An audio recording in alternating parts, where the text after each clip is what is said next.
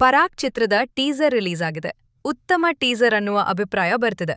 ಆದ್ರೆ ಇದನ್ನ ರೆಡಿ ಮಾಡೋಕೆ 3.5 ವರ್ಷ ಆಗಿದೆ. ಯಾಕೆ ಅನ್ನೋದನ್ನ ಶ್ರೀಮುರಳಿ ತುಂಬಾನೇ ಚೆನ್ನಾಗೇ ಹೇಳಿದ್ದಾರೆ. ನದಿಯಲ್ಲಿ ಈಜೋಕೆ ಹೋದ್ವಿ, ಆದ್ರೆ ಅದು ಸಮುದ್ರ ಅಂತ ಗೊತ್ತಾಯ್ತು. ಅದಕ್ಕೇನೆ ತಡವಾಗಿದೆ. ಪರಾಗ್ ಚಿತ್ರದ ಕತೆಯ ವಿಚಾರದಲ್ಲೂ ಶ್ರೀಮುರಳಿ ಇನ್ವಾಲ್ವ್ಡ್ ಆಗಿದ್ದಾರೆ. ಆದ್ರೆ ಇದರ ಹೊರತಾಗಿ ಇನ್ನೂ ಕೆಲವು ವಿಚಾರಗಳನ್ನ ಹೇಳ್ಕೊಂಡಿದ್ದಾರೆ. ಪರಾಗ್ ಚಿತ್ರದ ಕೆಲಸ ಕಳೆದ 3 ವರ್ಷದಿಂದಲೂ ನಡೀತಾನೇ ಇದೆ. ಆದ್ರೆ ಈ ಚಿತ್ರದ ಟೀಸರ್ ಈಗ ಬಂದಿದೆ. ಬಘೀರ ಆದ್ಮೇಲೆ ಈ ಒಂದು ಟೀಸರ್ ಹೊರಬಂದೆ. ಪರಾಗ್ ಚಿತ್ರದ ಕತೆಯ ಮೇಲೆ ಸಾಕಷ್ಟು ವರ್ಕ್ ಆಗಿದೆ. ಚರ್ಚೆಗಳು ಸಿಕ್ಕಾಪಟ್ಟೇನೆ ಆಗಿವೆ. ಡೈರೆಕ್ಟರ್ ಹಾಲೇಶ್ ಕೋಗುಂಡಿ ಅವರ ಜೊತೆಗೆ ಶ್ರೀಮುರಳಿ ಸಾಕಷ್ಟು ಡಿಸ್ಕಷನ್ ಮಾಡಿದ್ದಾರೆ. ಎಲ್ಲವೂ ಓಕೆ ಆದ್ಮೇಲೇನೆ ಪರಾಗ್ ಚಿತ್ರದ ಟೀಸರ್ ಶೂಟಿಂಗ್ ಆಗಿದೆ. ಈ ಒಂದು ಟೀಸರ್ ಹೊರಗೆ ತರೋಕೇನೆ 3.5 ವರ್ಷ ಆಗಿದೆ. ಆದ್ರೆ ಇನ್ಮುಂದೆ ತಡ ಆಗೋದಿಲ್ಲ. ಸದ್ಯಕ್ಕೆ ಈ ಟೀಸರ್ ಮಾಡಿದ್ದೇವೆ. ಈ ಚಿತ್ರವನ್ನ ನಾವು ಕನ್ನಡದಲ್ಲಿಯೇ ಮಾಡುತ್ತೇವೆ. ಪರಭಾಷೆಯವರನ್ನ ಗಮನದಲ್ಲಿ ಇಟ್ಟುಕೊಂಡು ಈ ಚಿತ್ರವೇನೂ ಮಾಡ್ತಾ ಇಲ್ಲ. ಮೊದಲು ಕನ್ನಡಕ್ಕೇನೆ ಮಹತ್ವ ಕೊಡ್ತೀವಿ ಅಂತಲೂ ಶ್ರೀಮುರಳಿ ಹೇಳಿಕೊಂಡಿದ್ದಾರೆ.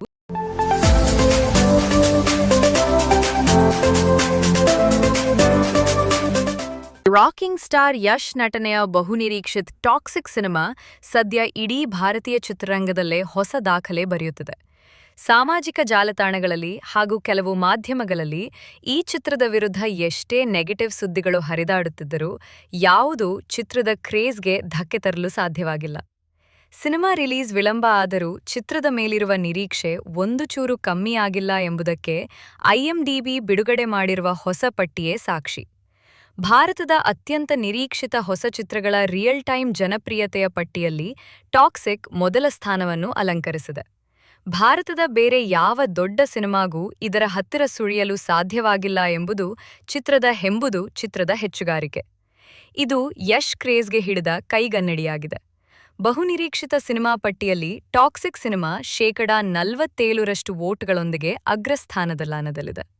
ಎರಡನೇ ಸ್ಥಾನದಲ್ಲಿರುವ ತಮಿಳು ನಟ ದಳಪತಿ ವಿಜಯ್ ನಟನೆಯ ಜನ ನಾಯಗನ್ ಸಿನಿಮಾ ಕೇವಲ 12.7% ವೋಟ್ಗಳನ್ನು ಪಡೆದುಕೊಂಡಿದೆ. ಇದನ್ನು ಗಮನಿಸಿದರೆ ಯಶ್ ಅವರ ಸಿನಿಮಾದ ಮೇಲಿರುವ ಕ್ರೇಜ್ ಭಾರತೀಯ ಚಿತ್ರರಂಗದಲ್ಲಿ ಎಷ್ಟು ಅಗಾಧವಾಗಿದೆ ಎಂಬುದು ಸ್ಪಷ್ಟವಾಗುತ್ತದೆ.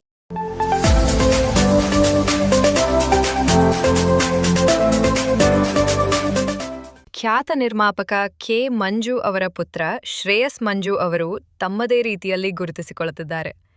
ಪಡ್ಡೆ ಹುಲಿ ಸಿನಿಮಾ ಮೂಲಕ ಹೀರೋ ಆಗಿ ಕನ್ನಡ ಚಿತ್ರರಂಗಕ್ಕೆ ಎಂಟ್ರಿ ನೀಡಿದ ಅವರು ಪ್ರತಿ ಸಿನಿಮಾದಲ್ಲಿ ಬೇರೆ ಬೇರೆ ರೀತಿಯ ಪಾತ್ರಗಳನ್ನು ಪ್ರಯತ್ನಿಸುತ್ತಿದ್ದಾರೆ. ಈಗ ಶ್ರೇಯಸ್ ಮಂಜು ಅವರು ದಿಲ್ದಾರ್ ಸಿನಿಮಾದಲ್ಲಿ ಅಭಿನಯಿಸಿದ್ದಾರೆ. ಈ ಸಿನಿಮಾದ ಫಸ್ಟ್ ಲುಕ್ ಟೀಸರ್ ಬಿಡುಗಡೆ ಮಾಡಲಾಗಿದೆ. ಈ ಸಿನಿಮಾಗೆ ಅರ್ಜುನ್ ಜನ್ಯ ಅವರು ಸಂಗೀತ ನೀಡುತ್ತಿದ್ದಾರೆ. ಮಧುಗೌಡ ಗಂಗೂರ್ ಅವರು ದಿಲ್ದಾರ್ ಸಿನಿಮಾಗೆ ನಿರ್ದೇಶನ ಮಾಡುತ್ತಿದ್ದಾರೆ.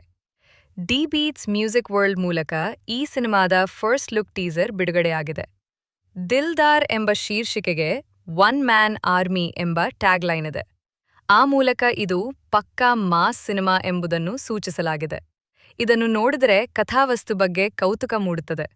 ಈ ಮೊದಲಿನ ಸಿನಿಮಾಗಳಲ್ಲಿ ಕೂಡ ಶ್ರೇಯಸ್ ಮಂಜು ಅವರು ಮಾಸ್ ಪಾತ್ರಗಳನ್ನು ಮಾಡಿದ್ದರು.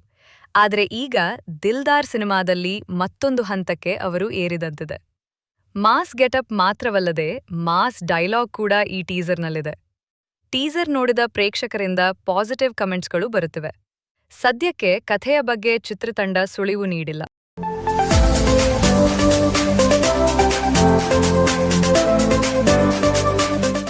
ಬಾಲಿವುಡ್ನ ಮಿಸ್ಟರ್ ಪರ್ಫೆಕ್ಟ್ ಅಮೀರ್ ಖಾನ್ ಅವರ ವೈಯಕ್ತಿಕ ಜೀವನದ ಹೊಸ ನಿರ್ಧಾರವೊಂದು ದೊಡ್ಡ ಮಟ್ಟದ ರಾಜಕೀಯ ಜಿದ್ದಾಜಿದ್ದಿಗೆ ಅಸ್ತ್ರವ ಮಾರ್ಪಟ್ಟಿದೆ.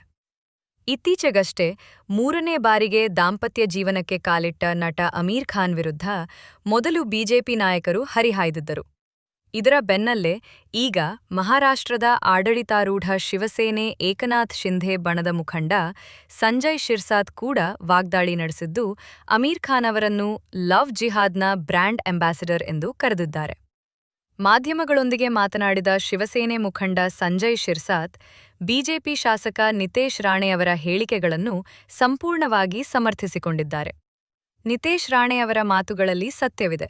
ಅಮೀರ್ ಖಾನ್ ಚಿತ್ರರಂಗದ ದೊಡ್ಡ ನಟ ಇರಬಹುದು, ದೇಶದಲ್ಲಿ ಅವರಿಗೆ ಅಪಾರ ಅಭಿಮಾನಿ ಬಳಗವೂ ಇರಬಹುದು. ಆದರೆ ಒಬ್ಬ ಸೆಲೆಬ್ರಿಟಿಯಾಗಿ ಸಮಾಜಕ್ಕೆ ಅವರು ನೀಡುತ್ತಿರುವ ಸಂದೇಶವೇನು? ಇಂತಹ ನಡವಳಿಕೆಗಳಿಂದ ಅವರು ಕೇವಲ ಲವ್ ಜಿಹಾದ್ನ ರಾಯಭಾರಿಯಾಗಬಹುದೇ ಹೊರತು ದೇಶದ ಸಾಮಾನ್ಯ ಜನರ ಹೃದಯದಲ್ಲಿ ಸ್ಥಾನ ಗಿಟ್ಟಿಸಿಕೊಳ್ಳಲು ಎಂದಿಗೂ ಸಾಧ್ಯವಿಲ್ಲ ಎಂದು ಲೇವಡಿ ಮಾಡಿದ್ದಾರೆ.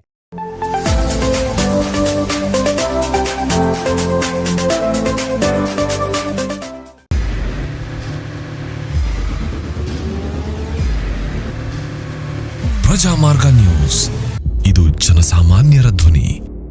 ನಮಸ್ಕಾರ. ನೀವು ನೋಡ್ತಾ ಇದ್ದೀರಾ ಪ್ರಜಾಮಾರ್ಗ ನ್ಯೂಸ್. ರಾಷ್ಟ್ರದ ರಾಜ್ಯದ ರಾಜಕೀಯದ ಬಗ್ಗೆ ಹೆಚ್ಚಿನ ಸಿನಿಮಾ ಅಪ್ಡೇಟ್ಗಳಿಗಾಗಿ ಫಸ್ಟ್ ಲೈಕ್ ಮಾಡಿ, ಸಬ್ಸ್ಕ್ರೈಬ್ ಆಗಿ, ಹಾಗೆ ಫಾಲೋ ಕೂಡ ಮಾಡಬೇಕು.